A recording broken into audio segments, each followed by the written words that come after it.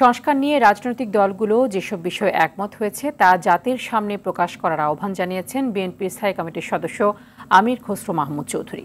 বিকেলে রাজধানীর গুলশানে দলের চেয়ারপারসনের রাজনৈতিক কার্যালয়ে লিয়াজো কমিটির বৈঠক শেষে তিনি এই আহ্বান জানান। আমির খসরু বলেন, সংস্কার চলমান প্রক্রিয়া, নির্বাচনের পরে আরও সংস্কার হবে। যেসব বিষয়ে সংস্কার নিয়ে রাজনৈতিক দলগুলো একমত হয়েছে তা জাতির সামনে সনদ হিসেবে প্রকাশ করে নির্বাচনী রোডম্যাপ ঘোষণা করতে হবে।